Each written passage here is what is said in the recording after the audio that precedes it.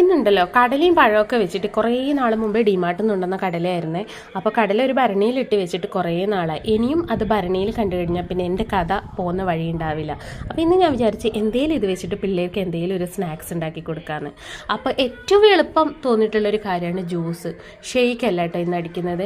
അപ്പോൾ ഷെയ്ക്ക് ഇതിന് മുമ്പേ ഞാൻ ഒരു ചൂട് സമയത്തൊക്കെ ഷെയ്ക്ക് അടിച്ചിട്ട് ഒരുപാട് ഷോർട്സും വീഡിയോസൊക്കെ ഇട്ടിട്ടുണ്ട്. അപ്പോൾ ഏതായാലും ഷെയ്ക്കിലോട്ട് പോകുന്നില്ല. പിന്നെ കണ്ടോ നമ്മുടെ പുളികളൊക്കെ നിറയെ കായ്ച്ച് പൂത്ത് കിടക്കുന്നുണ്ട്. അപ്പോൾ കുറച്ച് പുളിയൊക്കെ പറക്കി കൊണ്ടുവന്നു. അതൊക്കെ ഒരു അലങ്കാരത്തിന് വെച്ചതാണെന്ന് ഒരിക്കലും വിചാരിക്കേണ്ട. കാരണം ബാക്കിയായിപ്പോയതാണ്. ഇനിയിപ്പോൾ അത് എപ്പോഴാണ് ചാടുന്നതെന്ന് നോക്കിക്കൊണ്ടിരിക്കും. അല്ലെങ്കിൽ ചേട്ടൻ തന്നെ അത് ചാടി എടുത്ത് അങ്ങ് കളയേ. അപ്പോൾ എന്നോട് പറയാറുണ്ട് ഇതൊക്കെ ചാടാൻ വേണ്ടിയിട്ട് ഇനി വേറെ വല്ലവരെയും കൂട്ടിയിട്ട് വരണമെന്ന്. അപ്പോൾ അതൊക്കെ പേടിച്ചിട്ടാണ് ഇന്നത്തെ ഒരു ജ്യൂസ് എന്ന് പറയുന്നത്. അപ്പോൾ പഴം അങ്ങ് നന്നായിട്ട് കറുകറാന്ന് പഴുത്തിരിക്കുന്നതുകൊണ്ട് തന്നെ പെട്ടെന്ന് അതും ഉണ്ടാക്കിയിട്ട് ചേട്ടൻ വരുന്നതിന് മുമ്പേ അതും അങ്ങ് കുപ്പിയിൽ ജ്യൂസ് ഉണ്ടാക്കിയിട്ട് കൊടുത്ത് വെക്കാമെന്ന് വിചാരിച്ചു. പിന്നെ ഈ ഒരു പഴത്തിനെ കൊണ്ട് വേറെ കാര്യങ്ങളൊന്നുമില്ല. പക്ഷെ അധികം പഴുത്തിട്ടില്ല, നമുക്ക് കഴിക്കാവുന്ന ആ ഒരു പരുവേ ആയിട്ടുള്ളൂ.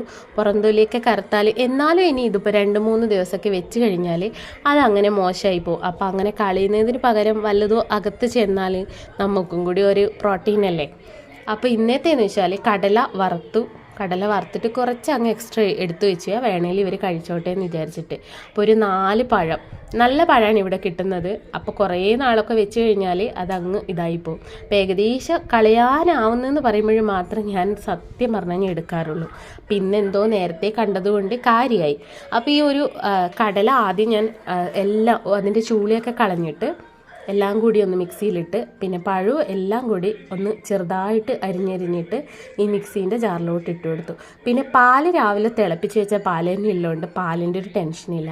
നമ്മൾ ഷേക്കൊക്കെ എടുക്കുകയാണെങ്കിൽ ഫ്രീസറിൽ വെച്ചിട്ട് ഒന്ന് ഫ്രീസ് ചെയ്തെടുക്കണ്ടേ. അപ്പോൾ ഇത് ജ്യൂസ് ആയതുകൊണ്ട് വലിയ കുഴപ്പമില്ല. അപ്പോൾ പിള്ളേർക്ക് എന്തായാലും മതി, കുഴപ്പമൊന്നുമില്ല. ഞാൻ എന്തോ ഉണ്ടാക്കി കൊടുക്കുന്നതും അതിനൊരു പേരങ്ങ് ഇട്ട് കൊടുക്കും. അപ്പോൾ പിന്നെ പിള്ളേരങ്ങ് ഹാപ്പി, ഞാനും ഹാപ്പി.